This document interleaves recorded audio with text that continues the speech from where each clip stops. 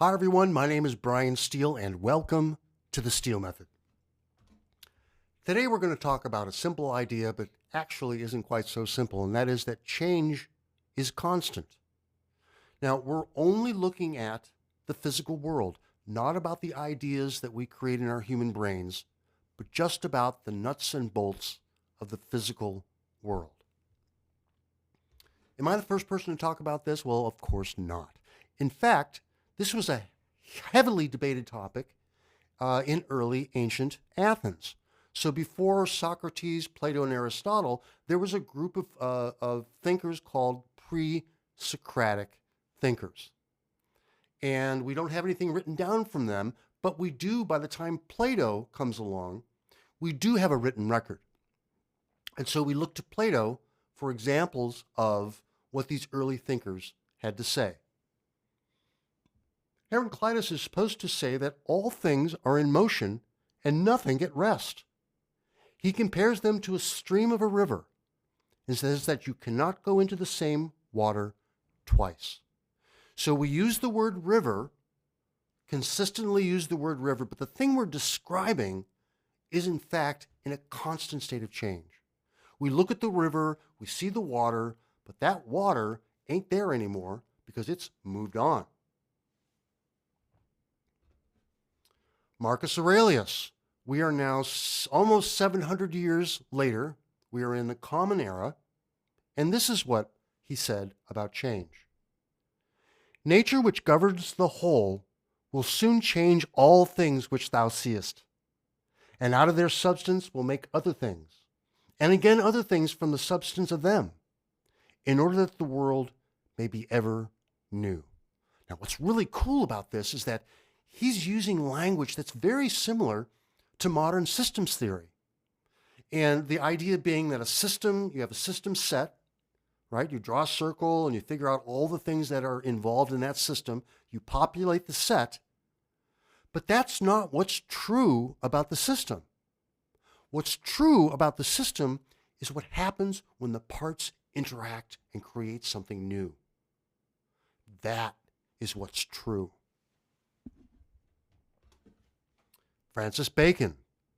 He that will not apply new remedies must expect new evils, for time is the greatest innovator.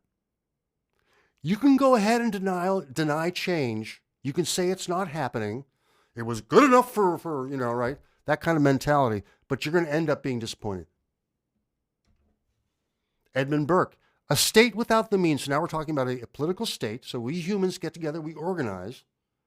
A state without the means of some change is without the means of its conservation, of its continuing to exist. So when you build a social system, you need to have elements within that system that are designed to accommodate change if you want your system to live on for any kind of length of time. William Blake. The man who never alters his opinion is like standing water and breeds reptiles of the mind. What a great metaphor, right?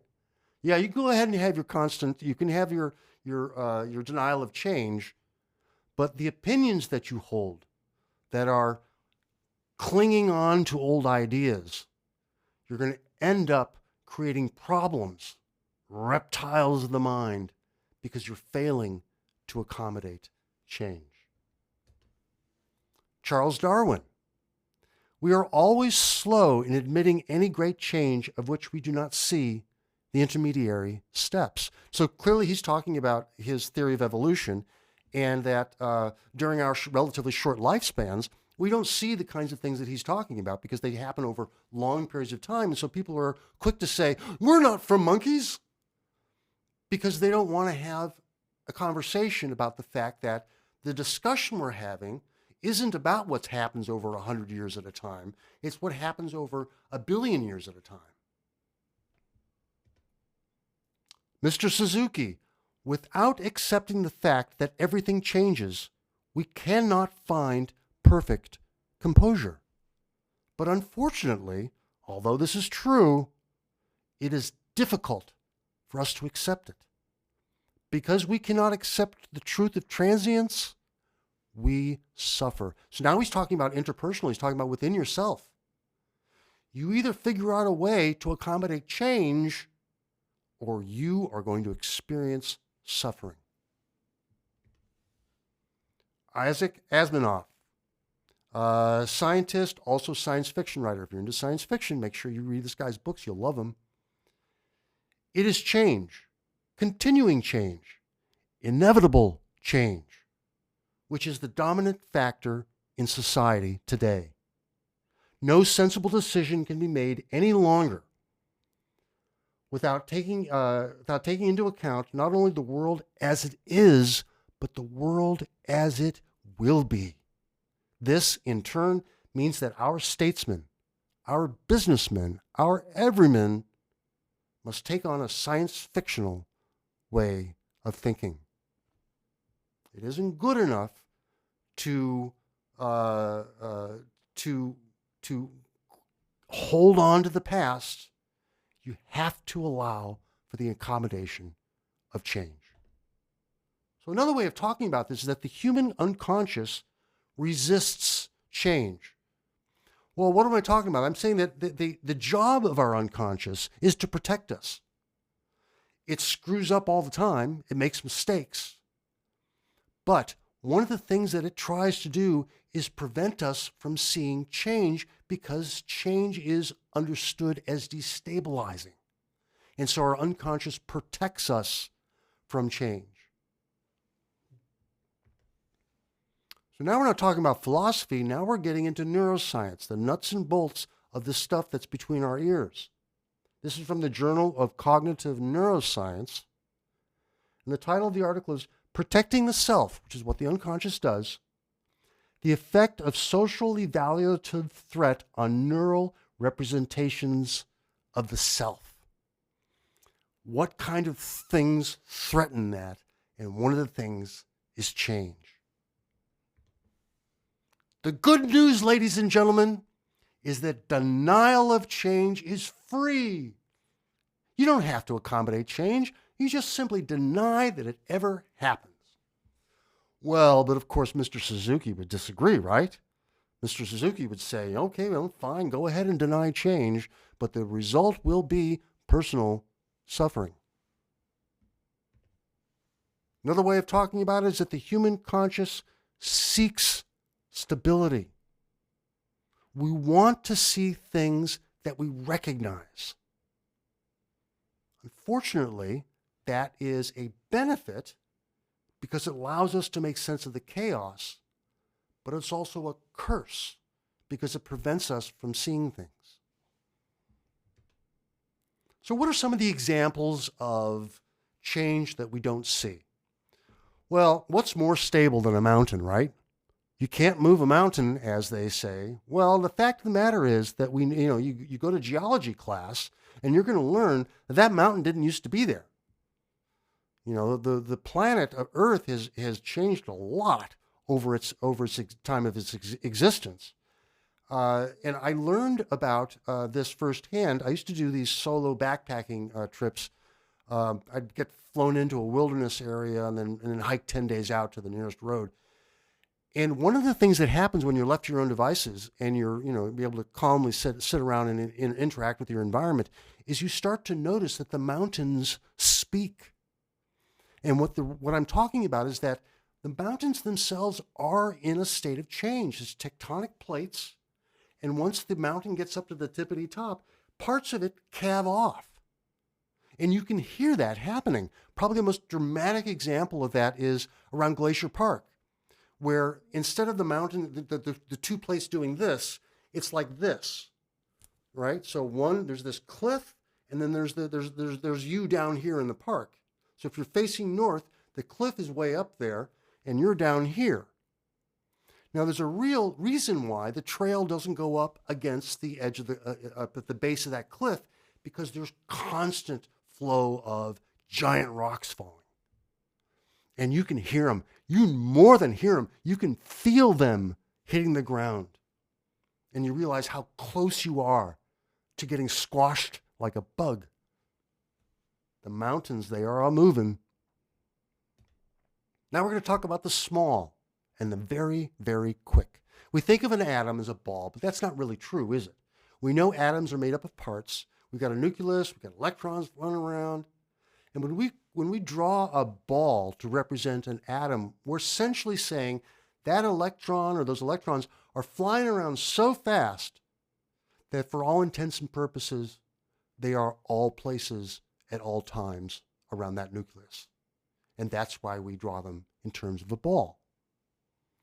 So there's a heck of a lot of change going on, even though the diagram looks like it's a static ball. But there's more to that. If you take that atom and you bring it down to absolute zero, so here in North America, we talk about Fahrenheit, we're talking about 460 degrees below zero. Even when you get down to that state, there is still movement, there is still change. It's called the quantum wave, quantum noise. There is still movement, and as long as there's movement, there's change. So there's a guy on Substack called Higgins, and he's into neuroscience, and this is a relatively common representation of all the information that's out there for us to see. This image on the left is called a kaleidoscopic Mandelbrot set fractal, and it's used to demonstrate everything. Well, again, curse and blessing, because if we actually saw the world this way, we would have no capacity to differentiate. It would be white noise or colored noise. And so it's the human experience of only being able to see small, limited parts of this vast chaos. That is our blessing, but we're only seeing part, which also makes it a curse. Now on the right, and I'm just putting this up here because I think it's really cool, that this is 18th century Nepal, and this is a style of art. It's called a thangka, Thangka. And for me, it is a representation of everything, and I love the fact that the two images appear to be so similar. Complex systems become non-linear over time. So another form of change is the non-linear state. So linear meaning in a straight line. Straight lines only exist one place, and that's in our heads. So here's a graphic example. In ninth grade geometry, we learn how to plot on an XY axis. But the only place straight lines exist is in our geometry class. In reality, life is more like the image on the right. So in nature, there is nothing simple. There is nothing linear. There is no stasis, which means a lack of change. And in addition, there's no such thing as zero. Zero does not exist. Neither do any of those other things. They are fictions of the human mind that we created to help us understand the chaos. Now, I love using a pond to talk about systems because it's already round. We talk about when we populate a system set, we draw a circle and we fill that circle up with everything that makes up the subject. So in the case of a pond, we'd have water and plants and insects and fish and yada yada. We get to talk about the pond. Is it open or closed? Where does the water come from? Where does the water go? So we have inputs and we have outputs within the system. But the pond is a perfect example of constant change. Take yourself a blanket, a picnic lunch, you sit down in a pond, and all you're going to see, if you get quiet and aware, is the constant change that's going on. Change is life. There is no example of life in the absence of change. You cannot separate the two. Now, if you had a deficient high school education, you may not have read Siddhartha. Run, don't walk. Grab a copy of this book. It may very well change your life. Super easy to read, but it's so rich and powerful. I'm going to take one quote from it. The story is about a character by the name of Siddhartha. He saw the river, heard its voice, and his eyes opened. He saw the river as a perfect metaphor for life, a symbol of the eternal flow, the constant change, and the unity of all things. There was no time, no beginning, no end to the river. It was always the same, yet always different. And the reason I'm bringing this quote up now is because it's easy to say, well, if change is constant, then there's no truth, it's all chaos, and that leads you into nihilism. Oh my God, I might as well just, jump off a cliff. That is not what's going on here. What's happening here is we're saying two things simultaneously. It is possible to hold constant change and unity at the same time. So, we're building a list of 95 rules. This is our first episode. So our first rule is the physical world is in a constant state of change. Now what we're building is, one of the things we're building is a model of language itself. So on the bottom left, we've got linguistics, the rules of language. But linguistics and language doesn't exist without it being practiced. So you've got to bring the human into it. And as we've already been discussing, we humans bring a lot of baggage along the way, both a blessing and a curse to the conversation of language. And so we need rules to mitigate that relationship between language itself, the rules of language, and the operation of language by the human. Next episode, we're going to talk about the relationship between finite and infinite. And what I want you to do here, as a matter of fact, we're going to go back here real quick. When you see a rule, this is what I want your initial response to be. I don't believe that's true. Challenge it. Think about an example that proves the rule wrong. Because what I'm going to ask you to do at the end of each class is to keep a journal article. Or keep a journal. And one of the things you want to do in that journal is to find ways to prove the rule wrong. But what you're going to find is every example that comes up, the deeper and more you look at it, you start to realize it's actually not the way it is. So here's your prompt. Describe a time in your life when you experienced dramatic change. How did you respond to this change? What does your response say about who you were at the time of the experience?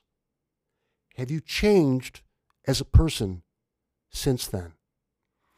Give it 15 minutes. Put as much effort into it as you can. Your reward will be better. More effort, more reward. So I've written a book about this. The first time I wrote this up was in 2016. So this is way, way before AI. And I wrote a newer version of this last year. But just like we've been talking about in this episode, everything is in a constant state of change, including my own understanding. I'm constantly reading, I'm constantly writing, I'm constantly thinking, and I'm coming to new places of awareness. So join me on Substack. It's free. And that will give you updates. I'm constantly writing articles on Substack that are, in essence, updates of this book. And so it gives you access to these ideas in a free, easy way. Well, there it is for today, folks. That's step number 1. Hope to see you back again tomorrow for step number 2.